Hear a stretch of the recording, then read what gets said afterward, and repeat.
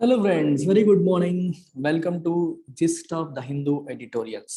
ఇవాళ చాలా beautiful articles వచ్చాయి. ఇవాళ యాక్చువల్గా అన్ని ఆర్టికల్స్ కూడా ఇంపార్టెంటే, బట్ సమయాభావం వల్ల నేను ఇంపార్టెంట్ 3 ఆర్టికల్స్ని పిక్ చేసుకున్నాను.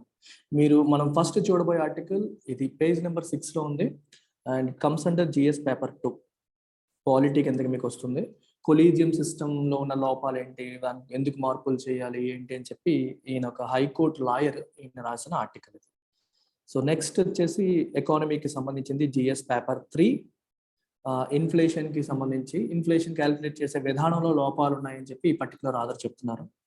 ద థర్డ్ వన్ క్వాడ్కి సంబంధించి మనకి ఇండియా, ఆస్ట్రేలియా, జపాన్ మరియు అమెరికా కంబైన్డ్ ఫార్ములేషన్ క్వాడ్ ఉంది. సో ఇది ఇంటర్నేషనల్ రిలేషన్స్ మీకు జిఎస్ పేపర్ 2 కింద మీకు హెల్ప్ అవుతుంది. So this is also a beautiful article, something we need to look at. So చూసేద్దాం అన్నిటిని చూసే ముందు. So I want to tell you again and again and again, we are starting new batches from 1st October for UPSC Infinity as well as these 4 optionals. ఈ 4 optionals కి UPSC Infinity కి కొత్త batches start అవుతున్నాయి 1st October నుండి. And all courses come with life time validity. And ఈ నెంబర్కి మీరు call చేసి ఎంక్వైరీ చేయొచ్చు, వివరాలు కనుక్కోవచ్చు. ఫీజ్ డీటెయిల్స్ మీకు ఇక్కడ కనిపిస్తున్నాయి. అండ్ ఆల్సో అన్ని కోర్సెస్ కూడా ఈఎంఐ ఆప్షన్తో వస్తాయి. మీరు 5,000 పర్ మంత్ కట్టి హ్యాపీగా జాయిన్ అయిపోవచ్చు. No commitment, no credit card, no debit card, only నమ్మకం. ఇన్స్టిట్యూట్ని మీరు నమ్మాలి, మిమ్మల్ని మేము నమ్మాలి. అదే ఒక మోడ్లో మనం వెళ్తాం. అండ్ ఫీజులు రివైజ్ అవుతున్నాయి 1st October నుంచి. సో జాయిన్ అవ్వాలనుకునే వాళ్ళు 30th September లోపు జాయిన్ అవ్వండి. This is what I would like to suggest you. ఇంకా మన వెబ్సైట్ ఎలా ఉంటుందో చూడని వాళ్ళు you can directly login to our website. ఇది మన వెబ్సైట్ అమ్మ, ltxclasses.com అని చెప్పి మీరు కొడితే వెబ్సైట్ వస్తుంది. ఇందులో కోర్స్ డీటెయిల్స్ అన్నీ ఉంటాయి. And you have something called search box here. ఇక్కడ మీరు ఇలా డెమో అని సెర్చ్ చేయండి. You will have some free courses. ఈ కోర్సెస్ మీరు యాడ్ చేసుకోవచ్చు. మీ కోర్సెస్లోకి యాడ్ అయిపోతాయి ఇవి. ఇలా చేస్తే మీకు ఇలా ఫ్రీ వస్తుంది. Can click on this course, it gets added to your my కోర్సెస్లోకి వెళ్ళిపోతుంది. మీరు మీ కోర్సెస్లోకి వెళ్ళి డెమో క్లిక్ చేసి కంటెంట్ కూడా మీరు చూడొచ్చు. అందులో ఏం చేస్తాం మనం, యాప్ ఎలా ఫంక్షన్ చేస్తుంది. నేను ఐప్యాడ్లో వాడుతున్నాను, అలాగే మీరు కూడా ఐప్యాడ్లో వాడచ్చు, లేకపోతే ఆండ్రాయిడ్ డివైసెస్లో వాడచ్చు, లేకపోతే మొబైల్లో కూడా వాడుకోవచ్చు, ల్యాప్టాప్లో కూడా రన్ చేయొచ్చు. అన్నిట్లో కూడా మనం చూడొచ్చు. అండ్ ఈ స్టోర్లోకి వెళ్తే మీకు you can also see top selling courses. Top courses ఏంటి, వేటికి ఎక్కువ డిమాండ్ ఉంది, కోర్సెస్ మీకు కనిపిస్తాయి. కేటగరైజేషన్ ఉంది చూడండి, యూపీఎస్సీ స్పెసిఫిక్ అన్ని కోర్సెస్ చూడాలంటే just click on view more. ఇలా మీరు క్లిక్ చేస్తే అన్ని కోర్సెస్ కనిపిస్తాయి. చూడండి, యూపీఎస్సీలో మనం కరెంట్ అఫైర్స్ ఆఫర్ చేస్తున్నాం. ఫుల్ యూపీఎస్సీ ఇన్ఫినిటీ ఉంది, ఎకానమీ ఉంది, ఎన్సీఆర్టీ ఫౌండేషన్ కోర్స్ ఉంది, జోగ్రఫీ ఉంది, ఎథిక్స్ ఉంది, ఆఫ్లైన్ విశాఖపట్నంలో ఆఫ్లైన్ కోర్స్ ఉంది, హిస్టరీ ఉంది, పాలిటీ ఉంది, అలాగే మీకు యూపీఎస్సీ ఎకానమీలో రికార్డెడ్, హిస్టరీలో రికార్డెడ్, ఇలా మల్టిపుల్ కోర్సెస్ మీరు చూడొచ్చు. అంటే ఇండివిజువల్ సబ్జెక్ట్ కోర్సెస్ ఉన్నాయని చాలామంది అడిగారు, అందుకే చెప్తున్నాను. అవి కూడా మీరు చూడొచ్చు. అలాగే you can also look at our optionals. UPSC optionals కూడా మీరు చూడండి. ఈ 4 ఆప్షనల్ కోర్సెస్ మీకు కనిపిస్తాయి. Sociology, anthropology, public administration, PSIR. Only recorded option మీకు 25,000కి, లైవ్ అండ్ రికార్డెడ్ ఏమో 30,000కి వస్తాయి. ఇవన్నీ కూడా 5,000 పర్ మంత్ మీరు కట్టి హ్యాపీగా జాయిన్ అయిపోవచ్చు. సిమిలర్గా బ్యాంక్ ఎగ్జామ్స్ ప్రిపేర్ అవుతున్న వాళ్ళకి, క్యాట్కి, అన్నిటికీ కూడా you have different category select చేస్తే మీకు ఆ కేటగిరీలో ఉన్న కోర్స్ అన్ని కూడా కనిపిస్తాయి. This is about it. So let's begin today's gist of Hindu editorials. And again, before beginning this, I would like to mention why you should go for LTX classes for your UPSC preparation. And repeatedly చెప్తున్నాను, this is to help you, nothing else. ఒకటి, ఎప్పుడు కూడా మీరు ఒక ఇన్స్టిట్యూట్ని select చేసుకునే ముందు first look at the faculty, the most important aspect. చాలామంది faculty experience ఎంత, ఫ్యాకల్టీ యూపీఎస్సీ క్రాక్ చేశారా లాంటి అంశాల మీద ఫోకస్ చేస్తారు. నేను మిమ్మల్ని అడుగుతుంది ఏంటంటే, ఫ్యాకల్టీ ఎలా చెప్తారు, ఫ్యాకల్టీ చెప్పేది మాకు అర్థమవుతుందా, ఓన్లీ ప్రిలిమ్స్ లెవెల్లో చెప్తున్నారా, మెయిన్ స్టాండర్డ్లో చెప్తున్నారా, వాళ్ళు చెప్పేది మనకు అర్థం కాకపోతే ఫ్యాకల్టీ ఆకాశం నుంచి దిగి వచ్చినా మనకు ఉపయోగం లేదు. అర్థమవుతుంది. So this very very important aspect. నేను అందుకే అంటున్నాను, మీకు నచ్చిన బెస్ట్ ఫ్యాకల్టీతో మన ఇన్స్టిట్యూట్ ఫ్యాకల్టీని కంపేర్ చేయండి. టీచింగ్ స్టైల్ని చూడండి, మీకు అర్థమవుతుందా లేదో చూడండి, కరెక్ట్గా చెప్తున్నారా, తప్పులు చెప్తున్నారా, ఎఫర్ట్ పెడుతున్నారా లేదనేది చూడండి. అలాగే వేరే అదర్ ఇన్స్టిట్యూట్కి మన ఇన్స్టిట్యూట్కి ఫ్యాకల్టీ కంపారిజన్ ఫస్ట్ చేయండి.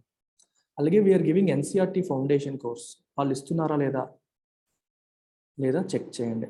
We are giving lifetime validity, వాళ్ళు ఇస్తున్నారా లేదా చెక్ చేయండి.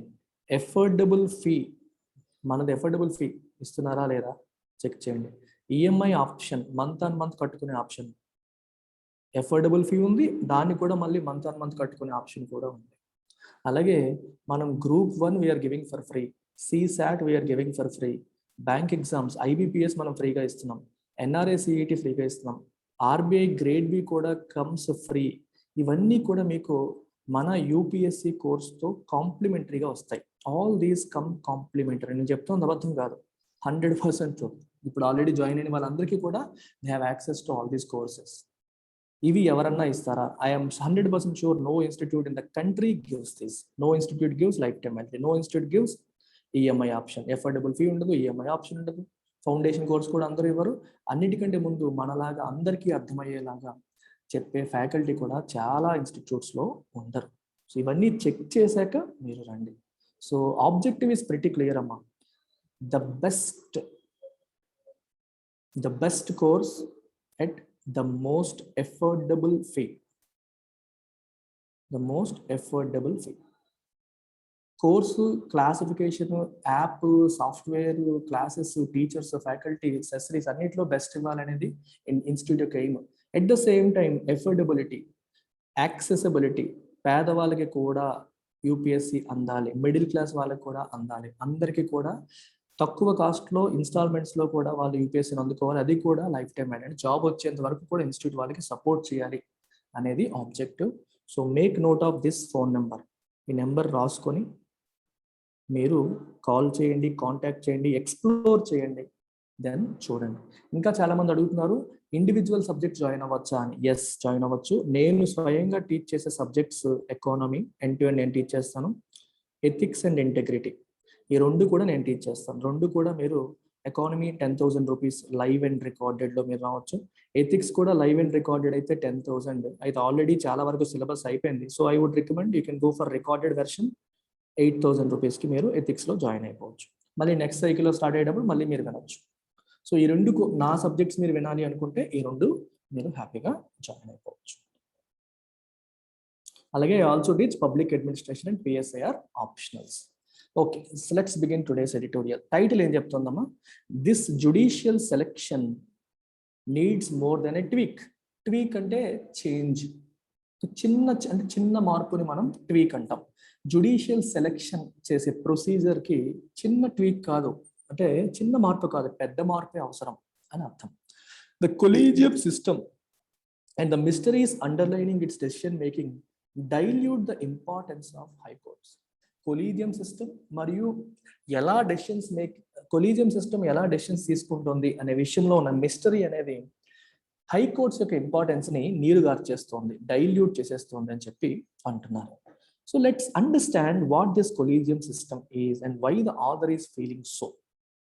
ఓకే, సో ఈ ఆర్టికల్లో మనం ఇంపార్టెంట్ పారాగ్రాఫ్స్ ఒకసారి చూస్తే, ఒకసారి మనం 1 by 1 ఒక్కొక్క పారాగ్రాఫ్లో ఆథర్ ఏం చెప్తున్నారో నేను కవర్ చేస్తాను, మీకు ఈజీగా అర్థమైపోతుంది. సో స్టార్టింగ్లో చూడండి, ఈ రీసెంట్గా అంతా కూడా కొలీజియం సిస్టమ్ బిజీగా ఉంది. ఎందుకు బిజీగా ఉందంటే, సో చాలా వరకు పెండింగ్ వేకెన్సీస్ అన్నీ కూడా చూడండి, ఇక్కడ కనిపిస్తుంది మీకు, పెండింగ్ వేకెన్సీస్ అన్నీ కూడా ఫిలప్ చేస్తున్నారు. సో హైకోర్టులో ఉన్న ఎగ్జిస్టింగ్ కాంపోజిషన్ని ఆల్టర్ చేయడానికి సెప్టెంబర్ 16th వాళ్ళు ప్రపోజల్స్ చేశారు. సో ఈ ప్రపోజల్స్ ఎప్పుడైతే నోటిఫై అవుతాయో ఆల్మోస్ట్ 8 డిఫరెంట్ కోర్ట్స్లో చీఫ్ జస్టిస్లు అపాయింట్ చేయబడతారు. ఎగ్జిస్టింగ్ ఉన్న వాళ్ళు కొత్త వాళ్ళతో వాళ్ళ పొజిషన్స్ని స్వాప్ చేసుకుంటారు.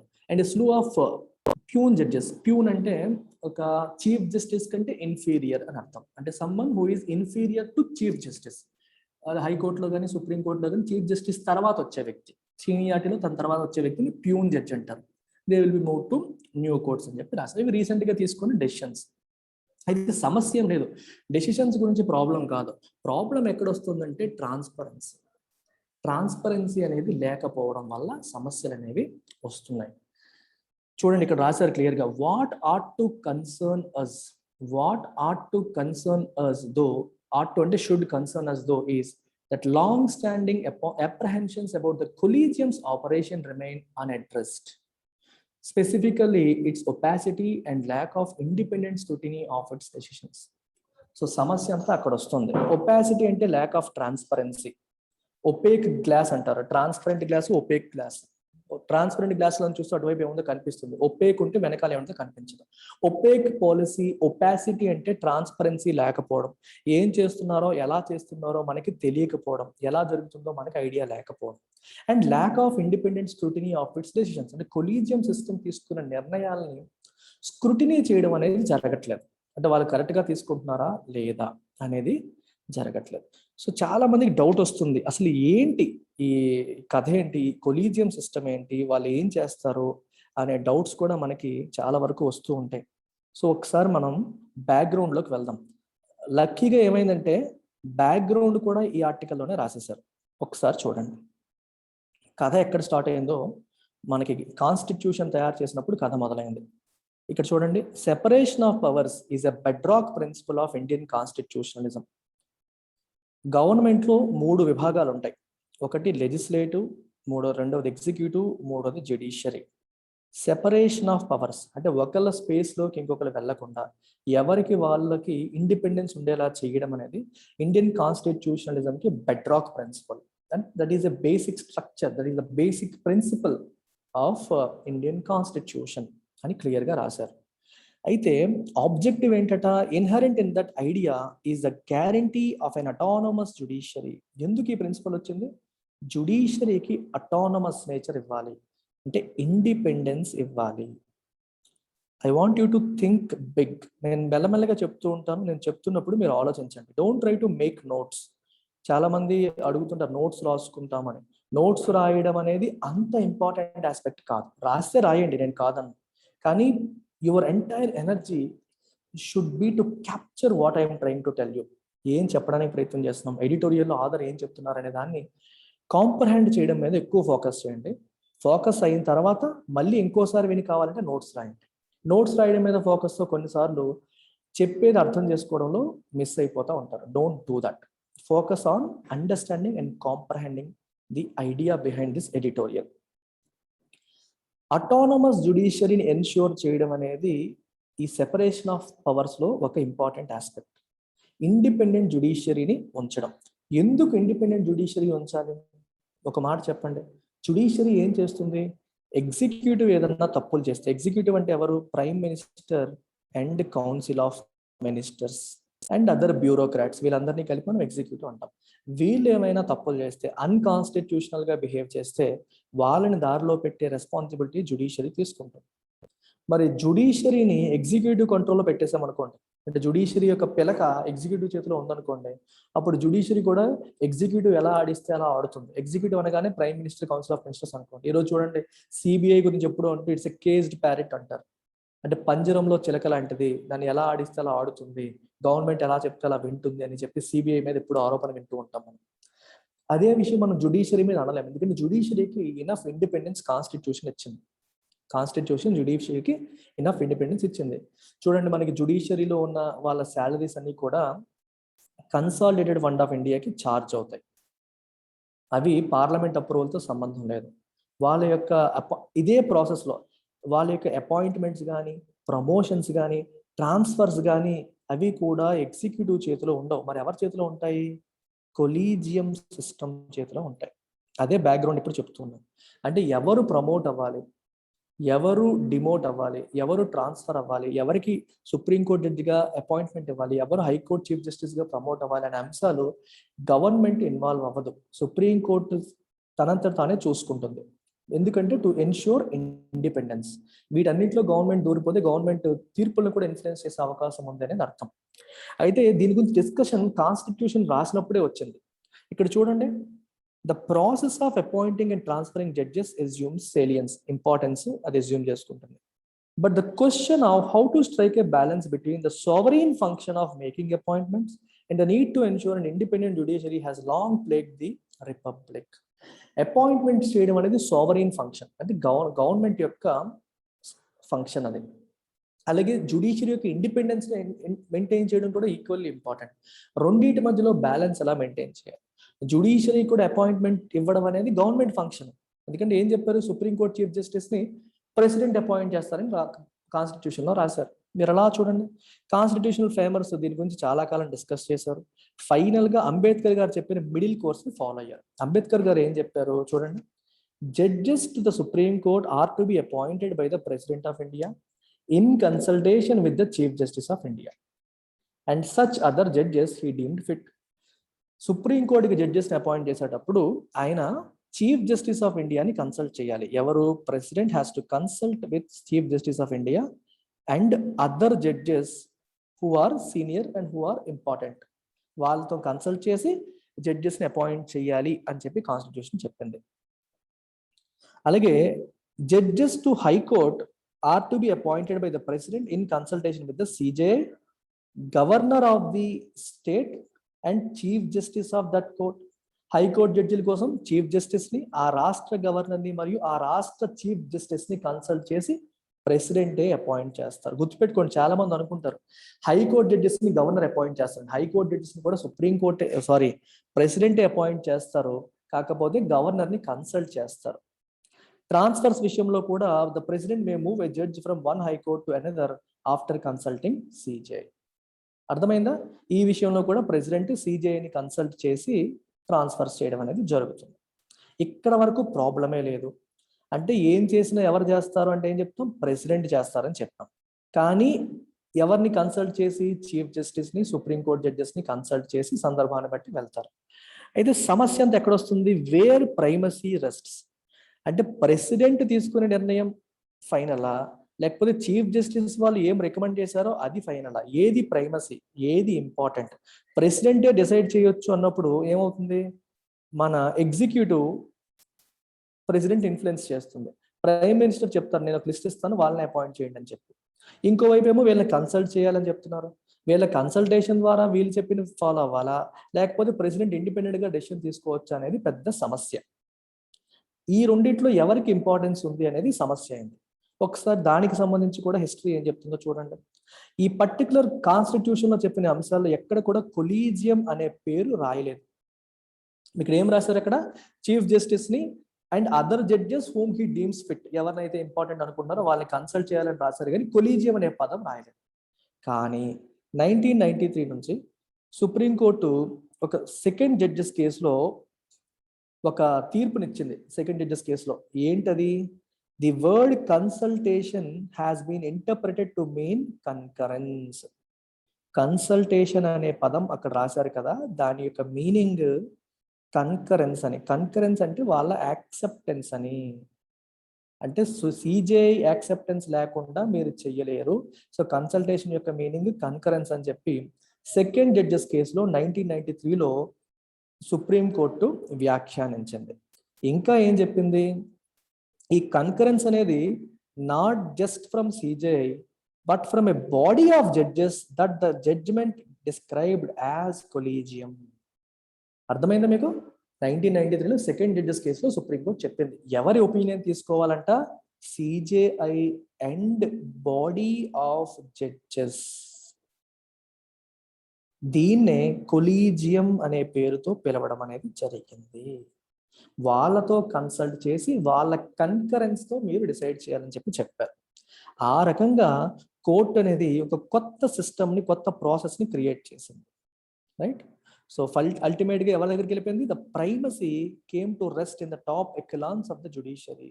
ఇంపార్టెన్స్ ఎవరి చేతిలోకి వెళ్ళిపోయింది? ప్రెసిడెంట్ చేతిలోకి లేదు. ప్రెసిడెంట్ వీళ్ళు చెప్పింది అపాయింట్ చేయడమే అయిపోయింది, కానీ అల్టిమేట్ డెసిషన్ తీసుకునేది ఎవరంటే టాప్ ఎకలాన్స్ ఆఫ్ ద జుడిషియరీలో టాప్ పొజిషన్స్ లో ఉన్న జడ్జిలే డిసైడ్ చేస్తారు. ఇది సెకండ్ జడ్జెస్ కేసులో 1993లో సుప్రీంకోర్టు చెప్పిన విషయం. తర్వాత ఈ ప్రొసీజర్ని క్లారిఫై చేశారు, అంటే ఇంకొంచెం డెప్త్ ఇచ్చారు. ఏంటని?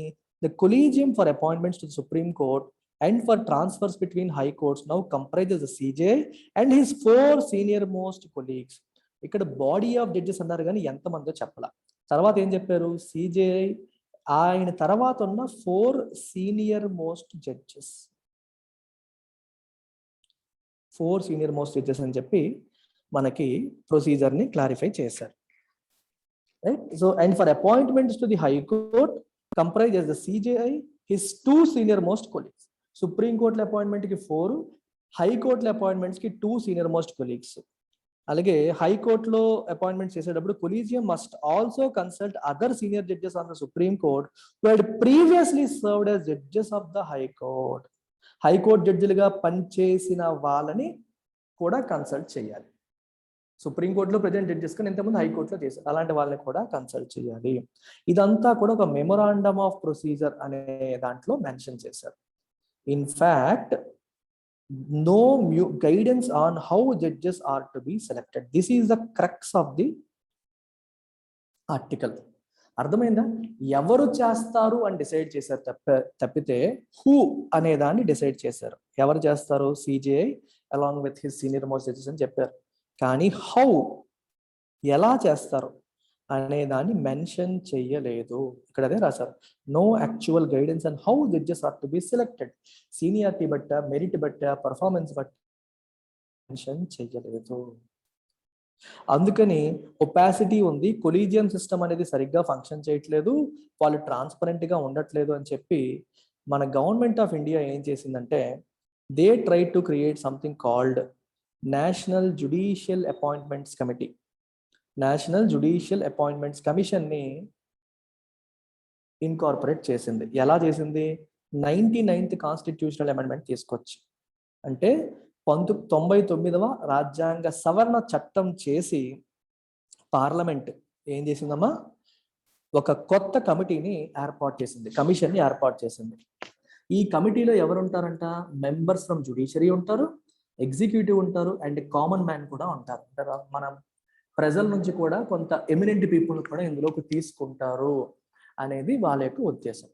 కానీ సుప్రీంకోర్టు ఏం చేసిందంటే, it scuppered the efforts to replace the collegium and it held in the 4th judges case that judicial primacy in making appointments and transfers was an essential feature of the constitution. అర్థమవుతుందా? చాలా చాలా important aspect. ఇక్కడ మీరు game చూడండి ఒకసారి. సుప్రీంకోర్టులోను హైకోర్టులోను జడ్జిల్ని appoint చేయడం, transfer చేయడం, promote చేయడం, ఈ అంశాలన్నీ కూడా ఎవరు చేస్తున్నారు? ఇప్పుడు కొలీజియం సిస్టమ్ చేస్తుంది. కొలీజియం సిస్టమ్ రికమెండ్ చేస్తుంది, దాన్ని గవర్నమెంట్ ఫైనల్గా అప్రూవ్ చేస్తుంది. దీంట్లో ఒపాసిటీ ఉంది, ట్రాన్స్పరెన్సీ లేదు అని చెప్పి గవర్నమెంట్ ఆఫ్ ఇండియా ఏం చేసిందంటే, పార్లమెంట్ ఏం చేసిందంటే 99th కాన్స్టిట్యూషన్ అమెండ్మెంట్ యాక్ట్ తీసుకొచ్చి ఎన్జేఏసీని ఫామ్ చేసింది. ఫామ్ చేసిన తర్వాత సుప్రీంకోర్టు ఏం చేసింది? 4th జడ్జెస్ కేస్, ఈ పర్టికులర్ కేసులో దీన్ని కొట్టి పారేసింది. అంటే ఇది unconstitutional. National judicial appointments commission అనేది అన్కాన్స్టిట్యూషనల్ అని చెప్పి కొట్టి పారేసింది. ఎందుకు కొట్టి పారేసిందంటే, జ్యుడిషియరీ యొక్క ఫంక్షనింగ్ లోకి ఎగ్జిక్యూటివ్ కూడా ఇన్వాల్వ్ అయిపోతుంది. ఇక్కడ చూడండి, ఎగ్జిక్యూటివ్ నుంచి కూడా మెంబర్స్ ఉన్నారు, ఎగ్జిక్యూటివ్ కూడా ఇన్వాల్వ్ అయిపోతుంది అని చెప్పి సుప్రీంకోర్టు దీన్ని అన్కాన్స్టిట్యూషనల్ కొట్టేసింది. ఎగ్జిక్యూటివ్ ఇన్వాల్వ్ అవ్వడం అంటే అర్థం ఏంటి? జ్యుడిషియరీ యొక్క ఇండిపెండెన్స్ సఫర్ అవుతున్నట్టే. It affects the independence of judiciary. Independence of judiciary పోయిందంటే సెపరేషన్ ఆఫ్ పవర్స్ అనే కాన్సెప్ట్ దెబ్బతిన్నట్టే. కాబట్టి అది basic structure of the constitution ని దెబ్బ కొడుతున్నట్టే. మీరు కేశవానంద భారతి కేసులో మొట్టమొదటిసారి supreme court has defined something called basic structure. రాజ్యాంగాన్ని మీరు సవరించవచ్చు, సవరించకూడదు అని లేదు. పార్లమెంట్కి రాజ్యాంగాన్ని సవరించే అధికారం ఉంది, యూ కెన్ అమెండ్ ఇట్. కానీ పార్లమెంట్ యొక్క అమెండింగ్ పవర్కి కూడా లిమిటేషన్ ఉంది. పార్లమెంట్ యొక్క అమెండింగ్ పవర్కి లిమిటేషన్ ఏంటి? You can amend any part of the constitution as long as it doesn't effect the basic structure of the constitution. రాజ్యాంగం యొక్క మౌలిక స్వరూపాన్ని దెబ్బ తీయనంత వరకు మీరు అమెండ్ చేయొచ్చు అన్నారు. మౌలిక స్వరూపంలో భాగంగా separation of powers, independence of judiciary గురించి సుప్రీంకోర్టు మెన్షన్ చేసింది. అది మౌలిక స్వరూపంలో భాగం. మీరు ఇప్పుడు దీన్ని తీసుకురావడం అనేది బేసిక్ స్ట్రక్చర్ని ఉల్లంఘించడమే అని చెప్పి ఈ ఎన్జేఏసీని కొట్టేసింది. సో ఎన్జేఏసీ ఇప్పుడు లేదు, ఇప్పటికీ ఏముంది? కొలీజియం సిస్టమ్ మాత్రమే ఉంది. అయితే ఇక్కడ మంచి సెంటెన్స్ రాశారు, చదవండి. In other words, the court held that a body that found no mention the actual text of the Constitution had assumed a position so sacrosanct that it could not be touched even by a constitutional amendment. ఈ statement యొక్క meaning చూడండి మీరు. The court held that a body that found no mention in the actual text of the constitution. ఏంటా పేరు? Collegium. Collegium అనే పదం కాన్స్టిట్యూషన్లో mention చేయలేదు. కొలీజియం అనే పదం కాన్స్టిట్యూషన్లో మెన్షన్ చేయలేదు. ఇది ఎంత సాక్రోసాంక్ట్ అయిపోయింది అంటే, సాక్రోసాంక్ట్ అంటే అన్వైలబుల్. అన్వైలబుల్ అంటే దీన్ని వైలేట్ చేయలేము, అపవిత్రం చేయలేనిదిగా మారిపోయింది. దీన్ని అసలు టచ్ చేసే అవకాశమే లేకుండా మారిపోయిందంటే ఎంతంటే ఒక కాన్స్టిట్యూషనల్ అమెండ్మెంట్ కూడా దీన్ని టచ్ చేయలేకపోయింది. 99th కాన్స్టిట్యూషనల్ అమెండ్మెంట్ యాక్ట్ కూడా కొలీజియం సిస్టమ్ని ఏమీ చేయలేనంత ఇంపార్టెన్స్ దీనికి వచ్చేసింది అని కోర్టు చెప్పినట్టుగా ఉంది. అంటే కోర్టు చెప్పిన దాని యొక్క మీనింగ్ చూస్తే ఇంత ఉంది.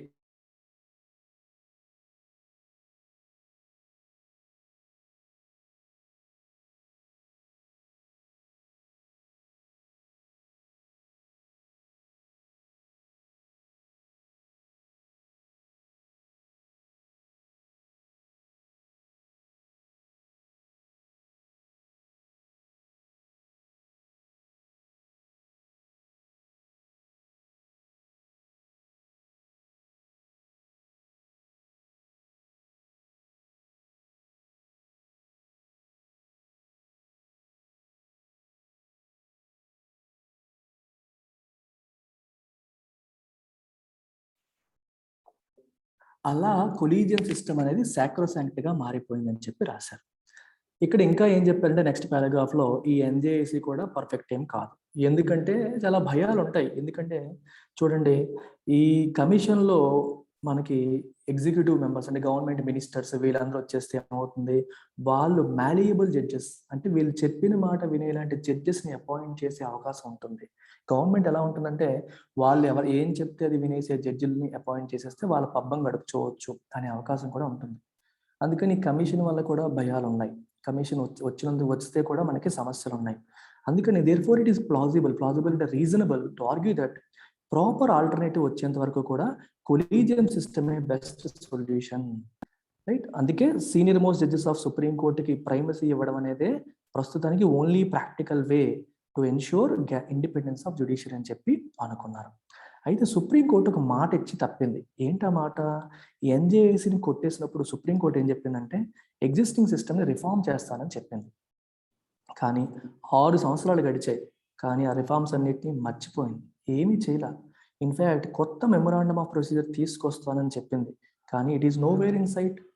ప్రొసీజర్ చెప్తాము అంటే మేము ఎలా చేస్తామనేది కూడా చెప్తామని చెప్పారు, కానీ చేయలేదు, రైట్? అలాగే చూడండి, మెరిట్ టు డైవర్సిటీ అంటే పదాలను దృష్టిలో అంటే అపాయింట్మెంట్ చేసేటప్పుడు డైవర్సిటీని దృష్టిలో పెట్టుకుంటాం, మెరిట్ని దృష్టిలో పెట్టుకుంటామని అనుకున్నారు, కానీ వాటి గురించి ఎటువంటి ప్రొసీజర్ జరగలేదు, ఎటువంటి డిబేట్స్ కూడా జరగలేదు.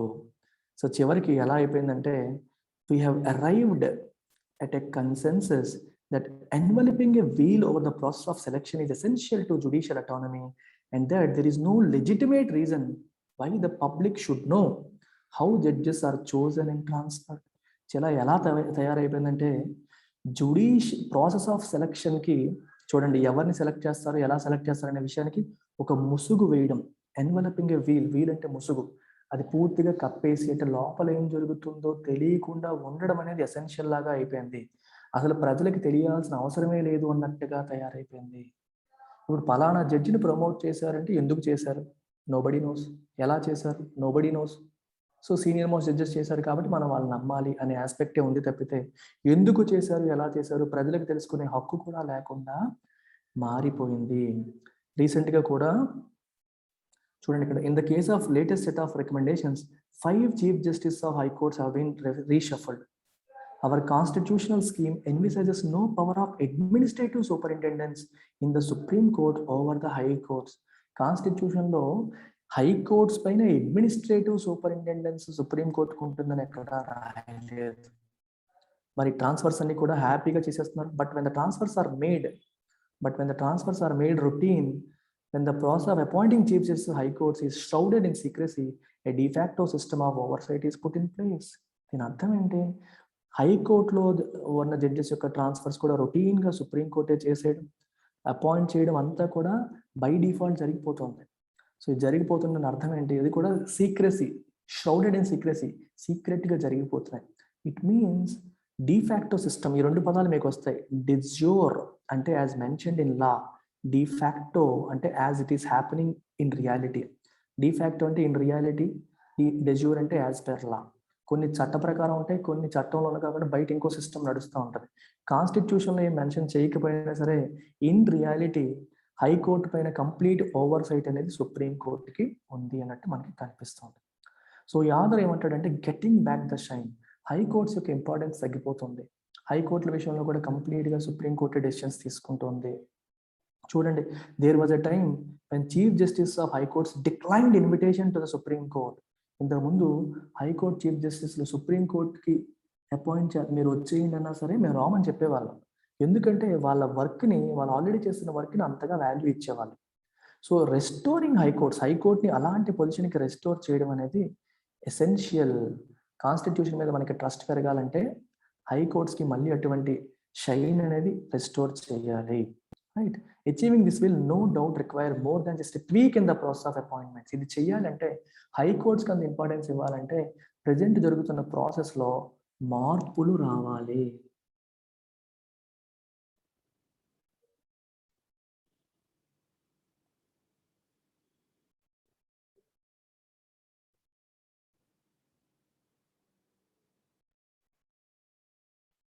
అర్థమైందా? ఈ మార్పులు అనేవి రావాలి. రైట్, సో హైకోర్టు యొక్క ప్రామినెన్స్ని ప్రస్తుతం పూర్తిగా డైల్యూట్ చేస్తున్నారు అనేది ఇక్కడ ఉద్దేశం. ఈ చీఫ్ జస్టిస్ని ఎలా క్రియేట్ అంటే విత్ లాట్ ఆఫ్ ఎంతూజియాజం, ఇష్టం వచ్చినట్టు మూవ్ చేస్తుంటే, వారికి టెన్యూర్స్ కూడా ఒక మంత్స్లో ఇస్తుంటే, మీకు అంటే చూడండి 9 నెలలు 8 నెలలుగా మీకు చీఫ్ జస్టిస్ అధికారం ఇచ్చారనుకోండి, వాళ్ళు మంచి తీర్పులు ఎలా ఇస్తారు? How can they make lasting impressions చెప్పండి. ఓకే, మీకు తక్కువ టైం ఇచ్చినప్పుడు వాళ్ళు లాస్టింగ్ చేంజెస్, మంచి తీర్పులు ఇవ్వడానికి స్కోప్ ఉండదు, చాలా తక్కువ టైం ఇస్తున్నారు. అందుకనే సిచ్యువేషన్ని మార్చాలి. ఏదైతే ప్రజెంట్ స్కీమ్ ఉందో ఇది ఏమవుతుందంటే ఏ ఇన్స్టిట్యూషన్ ప్రొటెక్ట్ చేయాలనుకుంటుందో దానికి అది కొరోజివ్గా అయిపోతుంది, కొరికేస్తుంది, తుప్పు పట్టేలా చేస్తుంది. సో కొలీజియం సిస్టమ్ అనేది మారాలి. దాంట్లో ట్రాన్స్పరెన్సీ తీసుకురావాలి. ఎవరిని అపాయింట్ చేస్తున్నారు, ఎలా అపాయింట్ చేస్తున్నారు అనేది చెప్పాలి. ఆధార్ అల్టిమేట్గా చెప్తుంది ఏంటంటే కొలీజియం సిస్టమ్ ఉండడంలో నాకు ప్రాబ్లం లేదు, కానీ మై ప్రాబ్లమ్ ఈజ్ ఒపాసిటీ. మీరు ఎలా ప్రమోషన్స్ చేస్తున్నారు, ఎలా ట్రాన్స్ఫర్స్ చేస్తున్నారు, క్లారిటీ లేదు. Bring transparency. జుడిషియరీ అయినంత మాత్రాన ట్రాన్స్పరెన్సీకి దూరంగా ఉంటారంటే ఎలా అవుతుంది? You bring transparency. Why you are selecting a particular person, you let us know. ఇది ది ఆథర్ ఈజ్ ఆస్కింగ్. ఇది మొదటి ఆర్టికల్. సెకండ్ ఆర్టికల్ వచ్చేసి a flawed calculation of inflation. Inflation క్యాలిక్యులేషన్లో తప్పులు జరిగాయి, ఫ్లాలు ఉన్నాయి, తప్పులు ఉన్నాయని చెప్తున్నారు. ప్రెజెంట్ ఇన్ఫ్లేషన్ రేట్ ఏదైతే ఉందో అది కరెక్ట్గా ప్రైస్ రైజ్ని మెజర్ చేయట్లేదు అంటున్నారు. ఏ లాజిక్ మీద అంటున్నాడో ఒకసారి చూడండి. గత కొన్నాళ్ళుగా మనకి WPI 10% పైన ఉంది, CPI కూడా RBI వాళ్ళు చెప్పిన 6% పైన నడుస్తుంది. అయితే సమస్య ఏంటి? ఎందుకు ఇలా తప్పులు డేటా ఉన్నాయంటే డేటా ఇష్యూస్ ఉన్నాయి. లాస్ట్ ఇయర్ ఏప్రిల్ మే ప్రాంతంలో మనకి డేటా అనేది కలెక్ట్ చేయలేకపోయాం, లాక్డౌన్ ఉంది కాబట్టి డేటా లేదు. సో తర్వాత జూన్ జూలై నుంచి అన్లాక్ ప్రాసెస్ అనేది స్టార్ట్ అయింది, కానీ పూర్తి నార్మల్స్ అనేది రిటర్న్ కాలేదు. సో ఏప్రిల్ నుంచి జూలై వరకు ఉన్న డేటా, లాస్ట్ ఇయర్ ఉన్న డేటా అనేది అన్రిలయబుల్ డేటా. ఎందుకంటే మనకి సరైన డేటా లేదు, లాక్డౌన్ వల్ల ఆఫీసులు నడవలేదు. సో రఫ్ ఎస్టిమేషన్స్తో చేసేసారు. ఇప్పుడు లాస్ట్ ఇయర్ ఏప్రిల్ నుండి మేకున్న డేటాతో కంపేర్ చేసి ఈ సంవత్సరం మనం చెప్తాం. ఇప్పుడు ఇన్ఫ్లేషన్ 6% ఉందంటే అర్థం ఏంటి? జూలైలో 6% ఉందని చెప్పారంటే అర్థం ఏంటి? జూలై 2021 జూలై 2020తో కంపేర్ చేసి కదా, దీంతో కంపేర్ చేసి చెప్తారు. మరి లాస్ట్ ఇయర్ డేటా తేడాగా ఉన్నప్పుడు ఈ డేటా ఎలా కరెక్ట్ అవుతుంది అని చెప్పి ఆధార్ అంటున్నాడు. ఇంకొక ఆస్పెక్ట్ ఏంటంటే చూడండి, ఇంకొక ఏమంటాడు ఆయన, single number for inflation is an aggregate across different commodities and services. Different ఐటమ్స్కి ప్రైస్ రైజ్ డిఫరెంట్గా ఉంటుంది. అంటే కొన్ని ఐటమ్స్ ఏమో బాగా పెరిగాయి, కొన్ని ఐటమ్స్ ఏమో బాగా తగ్గాయి.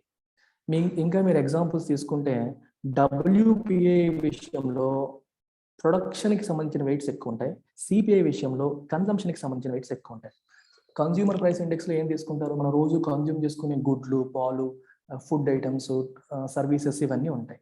WPI విషయంలో రా మెటీరియల్స్ ఫర్ ఇండస్ట్రీని కౌంట్ చేస్తారు. అంటే ఇనుము రేట్ ఎంత ఉంది, బాక్సైట్ రేట్ ఎంత ఉంది, ఎందుకంటే అల్యూమినియంకి బాక్సైట్ వాడతారు, స్టీల్కి ఇనుము వాడతారు. ఇలాంటి రా మెటీరియల్ ప్రైసెస్ని WPIలో క్యాలిక్యులేట్ చేస్తారు. ఒక్కొక్క దానికి ఒక్కొక్కటి తీసుకుంటున్నారు.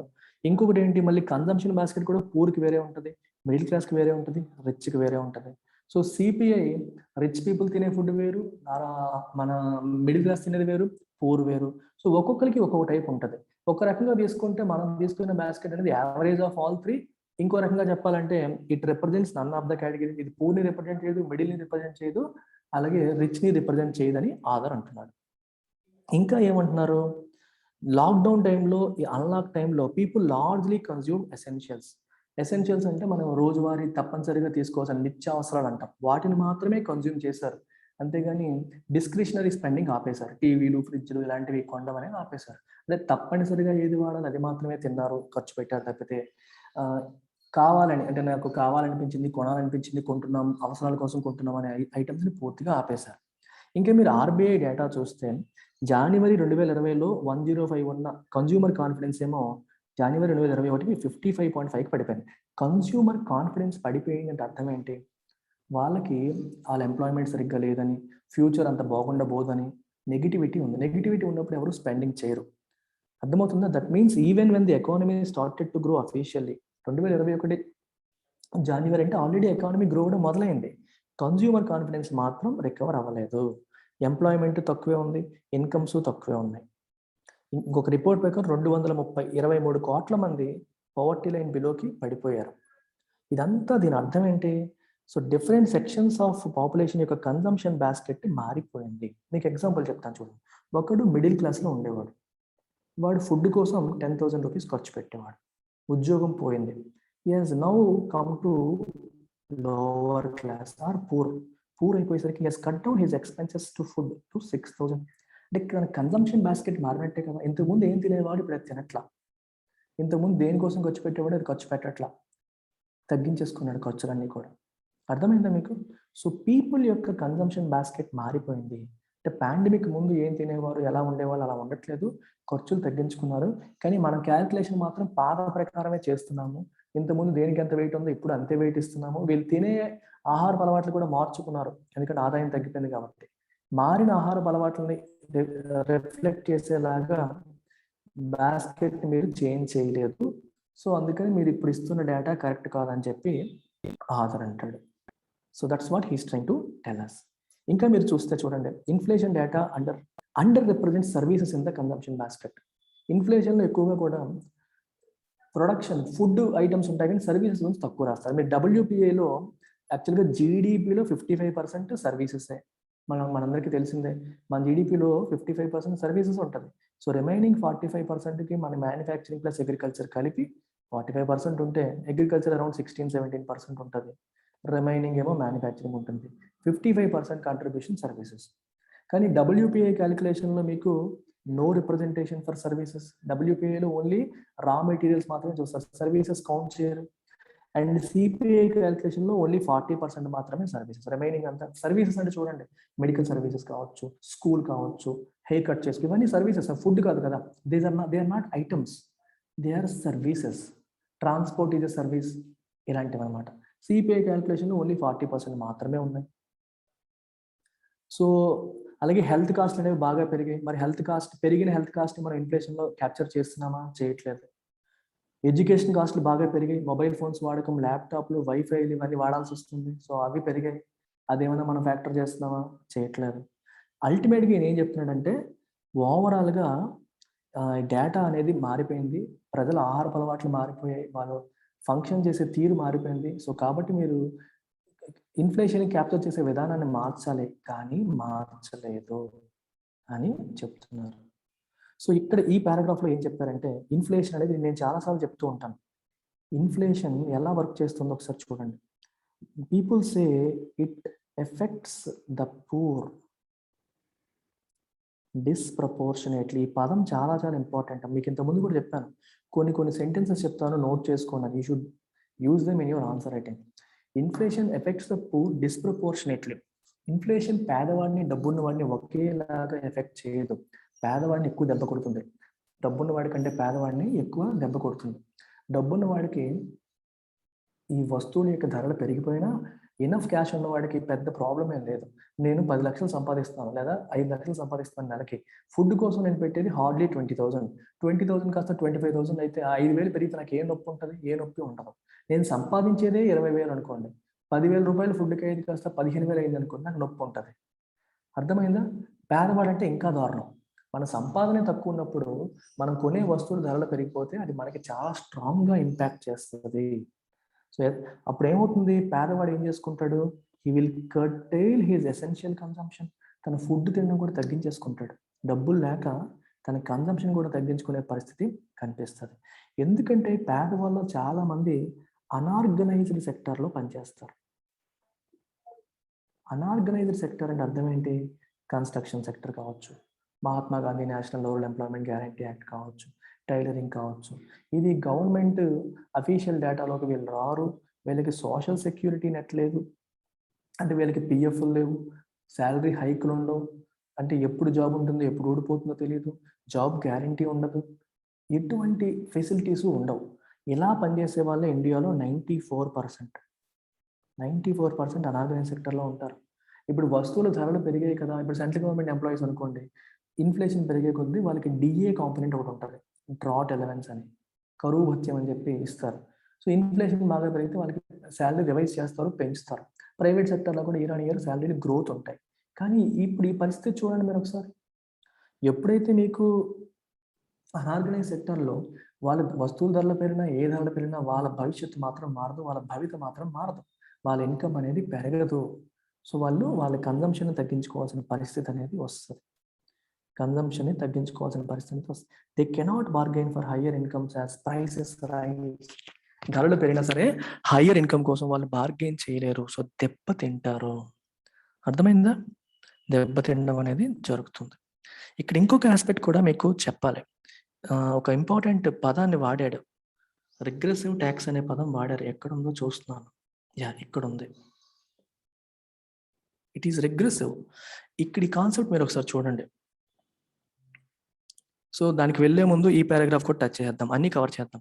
తర్వాత ఏమవుతుంది? ఇప్పుడు వీళ్ళ యొక్క ఆదాయం తగ్గేసరికి నీ ఎసెన్షియల్స్ మీద పెట్టే, ఇప్పుడు 10,000 రూపాయలు ఇన్కమ్ వచ్చిందమ్మా, ఆలోచించండి ఒకసారి.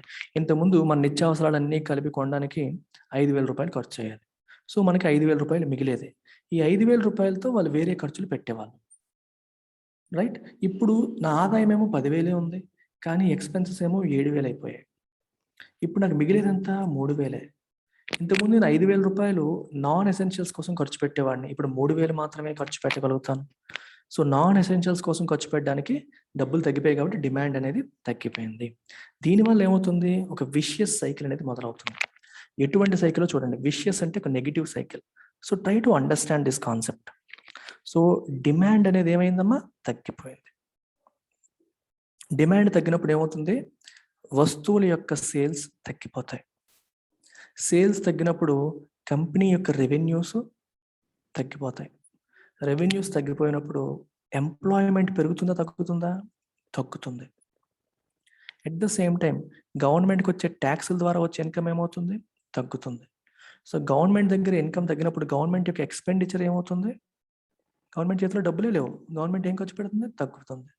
గవర్నమెంట్ ఎక్స్పెండిచర్ తగ్గినప్పుడు మరి ప్రజలకు వచ్చే ఇన్కమ్ ఏమవుతుంది? తగ్గిపోతుంది. గవర్నమెంట్ ఖర్చు పెట్టినప్పుడే కదా ప్రజల చేతిలోకి డబ్బులు వస్తాయి. గవర్నమెంట్ సంక్షేమ పథకాలు రన్ చేస్తుంది అనుకోండి, ప్రజల చేతుల్లోకి డబ్బులు వస్తాయి. గవర్నమెంట్ సంక్షేమ పథకాలు కాకుండా లేకపోతే డెవలప్మెంట్ ప్రాజెక్ట్స్ తీసుకొచ్చింది అనుకోండి, చాలా మందికి ఉద్యోగాలు వస్తాయి, దానివల్ల ఇన్కమ్ పెరుగుతుంది. సో గవర్నమెంట్ ఖర్చులు తగ్గించేస్తే ఇన్కమ్ తగ్గిపోతుంది. ఇన్కమ్ తగ్గిపోతే మళ్ళీ ఏమవుతుంది? డిమాండ్ తగ్గుతుంది. డిమాండ్ తగ్గితే మళ్ళీ సేల్స్. అందుకే ఒక vicious cycle. Are you getting this point? అంటే పేదవాళ్ళ ఆదాయం తగ్గడం అనేది ఒక ఇండైరెక్ట్ గా ఎంత ఇంపాక్ట్ క్రియేట్ చేస్తుంది, ఒక నెగిటివ్ సైకిల్ కి అది దారి తీస్తుంది. దీనివల్ల ఓవరాల్ గా ఎకానమీ అనేది దెబ్బతింటుంది. ఎకానమీ దెబ్బతింటుంది అని చెప్పి ఆధార్ అంటున్నాడు. ఎకానమీ దెబ్బతింటుందని చెప్పి ఆధార్ అంటున్నారు అనమాట. అలాగే ఇంకా ఏం చెప్పారు ఇక్కడ? Factors underlying inflation. అసలు ఇన్ఫ్లేషన్ కి కారణాలు ఏంటి? కారణాలు ఏంటో చెప్తూ మీరు చూస్తే, ఇక్కడ చూస్తే ఒకటేమో ఎనర్జీ మీద ట్యాక్సులు పెంచింది. అంటే ఏంటి? పెట్రోల్ మీద, డీజిల్ మీద, పవర్ మీద ట్యాక్సులు పెంచింది. ఎందుకు? తన ఆదాయం పెంచుకోవడానికి. దానివల్ల ఏమైంది? Energy is used for all production. Production కోసం ఎనర్జీ వాడతారు, పవర్ వాడతారు, పెట్రోల్ డీజిల్ వాడతారు ట్రాన్స్పోర్ట్ కోసం. సో వాళ్ళ యొక్క గుడ్స్ అండ్ సర్వీసెస్ ఏమో పెరిగిపోయాయి, దానివల్ల రేట్స్ ఆఫ్ ఇన్ఫ్లేషన్ పెరిగిపోయింది. రెండవది ఇది indirect tax, and indirect tax is regressive, it impacts the poor disproportionately. ఈ కాన్సెప్ట్ కూడా చెప్తాను, కేర్ఫుల్గా వినండి. రిగ్రెసివ్ ట్యాక్స్, ప్రోగ్రెసివ్ ట్యాక్స్ అనే పదం వాడారు. What is regressive tax and what is progressive tax? మీకు ప్రోగ్రెసివ్ అర్థమైతే రిగ్రెసివ్ అర్థమైపోతుంది. ఇన్కమ్ ట్యాక్స్ తీసుకోండి. Income tax is a direct tax. Income tax అనేది డైరెక్ట్ ట్యాక్స్. డైరెక్ట్ ట్యాక్స్కి ఇండైరెక్ట్ ట్యాక్స్కి డిఫరెన్స్ ఏంటి? డైరెక్ట్ ట్యాక్స్, ఇండైరెక్ట్ ట్యాక్స్ రెండింటికి డిఫరెన్స్ ఏంటి చెప్పగలరా ఎవరైనా? ఇక్కడ ఇంపాక్ట్, ఇన్సిడెన్స్ ఒకళ్ళ మీదే ఉంటుంది. For example, I'm a salaried employee, నాకు 30% గవర్నమెంట్ ట్యాక్స్ వేసింది. ట్యాక్స్ ఎవరి మీద వేసింది? నా మీద వేసింది. దాన్ని ఏమంటాం? ఇన్సిడెన్స్ అంటాం. నా మీద వేసింది, ఇన్సిడెన్స్ నా మీద పడింది. 30% ట్యాక్స్ నా మీద వేయడం వల్ల నాకు నొప్పి ఎవరికి? నాకే. సో ఇంపాక్ట్ కూడా నాకే. ట్యాక్స్ పడింది నా మీదే, నొప్పి నాకే. ఇంపాక్ట్ అండ్ ఇన్సిడెన్స్ ఒకళ్ళ మీదే ఉంటే దాన్ని మనం డైరెక్ట్ ట్యాక్స్ అని అనొచ్చు. డైరెక్ట్గా నా ఆదాయం మీద ట్యాక్స్ వేశారు, సో ఆదాయం మీద ట్యాక్స్ వేశారు కాబట్టి నాకు నొప్పి తగిలేసింది. అలా కాకుండా సబ్బుల మీదో టీవీల మీదో ట్యాక్స్ పెంచారు, అదేంటి? Indirect tax. ఇండైరెక్ట్ ట్యాక్స్ పెంచినప్పుడు ఏమవుతుందో ఒకసారి ఆలోచించండి. ఇండైరెక్ట్ ట్యాక్స్ దేని మీద వేశారు? ఒక సోప్ మీద వేశారు అనుకోండి. ఇంపాక్ట్ ఎవరి మీద, ఇన్సిడెన్స్ ఎవరి మీద పడింది? ఆ సోప్ కంపెనీ మీద. సోప్ కంపెనీ ఈ సోప్ని 10 రూపాయలు తయారు చేస్తుంది, గవర్నమెంట్ 18% ట్యాక్స్ వేసింది. సో 11.8 రూపీస్కి, లేదా రౌండ్ ఫిగర్ చేసి 12 రూపీస్కి సబ్బు అమ్ముతోంది అనుకోండి. ఈ కంపెనీ ఏం చేస్తుంది? 11.8 రూపీస్ తన 10 రూపీస్లో తగ్గించుకుందా అంటే తగ్గించుకోవాలా. తగ్గించుకోకుండా ఏం చేసింది? కలిపేసింది. కలిపేసి ఎవరి మీద వేసింది? కన్జ్యూమర్ మీద వేసింది. అంటే మీరు ట్యాక్స్ వేసిందేమో సబ్బు మీద, అంటే కంపెనీ మీద, ఆ నొప్పి భరిస్తుందేమో కన్జ్యూమర్. ఇంపాక్ట్ ఏమో కన్జ్యూమర్ మీద, ఇన్సిడెన్స్ ఏమో కంపెనీ మీద. సో ఇన్సిడెన్స్ ఒకరి మీద, ఇంపాక్ట్ ఇంకొకరి మీద. ఇది indirect tax. I hope you have got this point. Difference మీకు అర్థమైందని అనుకుంటున్నాను. మీరు యాక్చువల్గా ఎకానమీ క్లాసెస్కి వస్తే ట్యాక్సేషన్లో ఇంకా డీప్గా చాలా నీట్గా నేర్చుకుంటాం. ఈ డైరెక్ట్ ట్యాక్సెస్లో ప్రోగ్రెసివ్ ట్యాక్స్ చూడండి, తక్కువ ఆదాయం ఉండేవాడికి తక్కువ ట్యాక్స్, ఎక్కువ ఆదాయం ఉండేవాడికి ఎక్కువ ట్యాక్స్.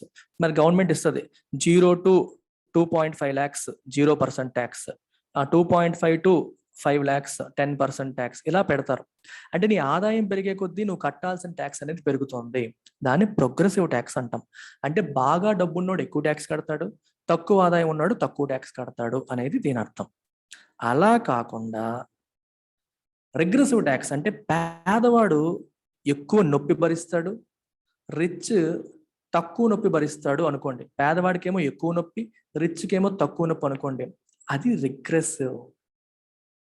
ఇండైరెక్ట్ ట్యాక్సెస్ ఎవరిని ఎక్కువగా ఇబ్బంది పెడతాయి? పేదవాళ్ళని, డబ్బున్న వాళ్ళని కాదు. ఇండైరెక్ట్ ట్యాక్సెస్ అన్ని కూడా మనం రోజువారీ వాడే ఎసెన్షియల్స్, వస్తువులు, వాటి మీద పడతాయి. పేదవాడికి సంపాదించేది తక్కువ, సంపాదించేదంతా కూడా ఎసెన్షియల్స్ పైన ఖర్చు పెట్టేస్తారు. రిచ్కి ఎసెన్షియల్స్ కోసం పెట్టే ఖర్చు 10% ఆఫ్ దేర్ ఓవరాల్ ఇన్కమ్. నేనేమో 10 లక్షలు సంపాదిస్తే నేను 30,000 ఖర్చు పెడతాను ఎసెన్షియల్స్ కోసం. ఆ 30,000 కాస్త 40,000 అయినా నాకు పెద్ద ఫరక్ ఉండదు, నాకు పెద్ద నొప్పి లేదు. కానీ 30,000 40,000 అయింది అనుకోండి, 40,000 సంపాదించే వాడికి విపరీతమైన నొప్పి ఉంటుంది. అందుకే అది రిగ్రెసివ్ అనే పదం అక్కడ వాడారు. I hope you have understood the concept of regressive tax. అందుకే ఇండైరెక్ట్ ట్యాక్స్ ఇది రిగ్రెసివ్, పూర్ని ఎక్కువగా ఎఫెక్ట్ చేసింది. అండ్ ఆర్బీఐ దీన్ని కంట్రోల్ చేయడం కూడా కష్టం అయిపోయింది. ఎందుకంటే ఇది ఆర్బీఐ చేతిలో లేదు. గవర్నమెంట్ వేసిన ట్యాక్స్ల వల్ల ధరలు పెరిగిపోయి దీన్ని ఆర్బీఐ కంట్రోల్ చెయ్యలేదు. ఇంకా ఏం రాశారు చూడండి. లాక్డౌన్ వల్ల సప్లైస్ డిస్టర్బ్ అయ్యాయి, దానివల్ల షార్టేజ్లు వచ్చి ప్రైసులు పెరిగాయి. మెడిసిన్స్, మెడికల్ ఎక్విప్మెంట్స్ కి డిమాండ్ పెరిగి బాగా ధరలు పెరిగిపోయాయి. ఫ్రూట్స్, వెజిటబుల్ ధరలు కూడా పెరిగిపోయాయి, ఎందుకంటే మార్కెట్లకి రీచ్ అవ్వలేకపోయాయి కాబట్టి. ఇలా అర్బన్ ఏరియాస్లో ఏమో ప్రైసులు పూర్తిగా పడిపోయి, అర్బన్ ఏరియాస్ లో విపరీతంగా పెరిగిపోయి, రూరల్ ఏరియాస్ ఏమో బాగా పడిపోయాయి. ఇంకా బిగ్ బిజినెస్ అన్ని, ఈ చిన్న చిన్న సెక్టర్స్ అన్నిటి నుంచి కాంపిటీషన్ తగ్గిపోయేసరికి పెద్ద పెద్ద కంపెనీ వాళ్ళందరూ రేట్లు పెంచుకుంటూ వెళ్ళిపోయారు. సో ఇది పరిస్థితి. ఈ రకంగా మనకి దెబ్బలు. అలాగే ఇంటర్నేషనల్ ఫ్యాక్టర్స్ కూడా కొన్ని ఉన్నాయి. మేజర్ ఎకానమీస్ అన్ని కూడా రికవర్ అయిపోయి వాళ్ళకేమో ఇన్పుట్స్ కి డిమాండ్ పెరిగిపోయింది, కానీ సప్లైస్ ఏమో ఇంకా డిస్రప్షన్ లోనే ఉన్నాయి. ఫర్ ఎగ్జాంపుల్ స్టీల్ ఇండస్ట్రీ ఉందనుకోండి, వాళ్ళకి ఏం కావాలి? ఐరన్ కావాలి. ఐరన్ మీకు డిమాండ్ పెరిగిపోయింది, ఐరన్ ఇవ్వండి అని చెప్పి. సప్లై సరిగ్గా లేకపోవడం వల్ల డిమాండ్ పెరిగిపోవడం వల్ల వాటి ధరలు పెరిగిపోయాయి. ఈ రకంగా కూడా ఇన్పుట్ కాస్ట్ పెరిగిపోయింది. రెండోది రూపీ వీక్ అవుతుంది, దాని వల్ల కూడా ఇన్ఫ్లేషన్ పెరిగిపోయింది. రూపీ వీక్ అయ్యేసరికి ఏమవుతుంది, మన ఇన్పుట్స్ అనేవి ఎక్స్పెన్సివ్ అయిపోతాయి. నువ్వు ఇండియాలో ఏదైనా వస్తువు తయారు చేయాలి, దాని యొక్క చైనా నుంచి మనం ఇంపోర్ట్ చేసుకుంటున్నాం. మెడిసిన్ తయారు ఫార్మా కంపెనీస్ ఇండియాలో ఉన్నాయి. ఫార్మా కంపెనీస్ కోసమైన రా మెటీరియల్స్ చాలా వరకు ఇండియన్ కంపెనీస్ చైనా నుండి తెప్పించుకుంటాయి. మరి చైనా నుండి తెప్పించుకునే ఈ రా మెటీరియల్స్ యొక్క ధరలు పెరిగిపోయాయి అనుకోండి, ధరలు బాగా పెరిగాయి అనుకోండి, ఏం చేస్తారు చెప్పండి, ఆలోచించండి ఒకసారి. అంటే ఇండియన్ రూపీ వీక్ గా ఉందనుకోండి, ఒక చైనీస్ కరెన్సీకి ఇండియన్ రూపీకి కంపేర్ చేస్తే రూపీ వీక్ అయింది అనుకోండి, so you will need more rupees for buying the same item. అదే ఐటమ్ కొనడానికి మనకి ఎక్కువ రూపీస్ అవసరం. మీకు ఎగ్జాంపుల్ చెప్తాను చూడండి, డాలర్ వర్సెస్ రూపీ పెట్టుకుంటే మీకు అర్థమైపోతుంది. $1 ఈక్వల్ టు 50 రూపీస్ ఇంతకుముందు ఉండేది, ఇప్పుడు $1 ఈక్వల్ టు 100 రూపీస్ అయింది అనుకోండి ఎగ్జాంపుల్ చెప్తున్నాను. మనం అమెరికా నుంచి ఒక వస్తువుని ఇంపోర్ట్ చేసుకుంటున్నాం, దాని యొక్క ధర $1. అమెరికా వస్తువు కదా, $1 అంటే ఇంతకుముందు ఆ వస్తువుని మన ఇండియాకి తేడానికి మనకి ₹50 ఖర్చు అయ్యేది.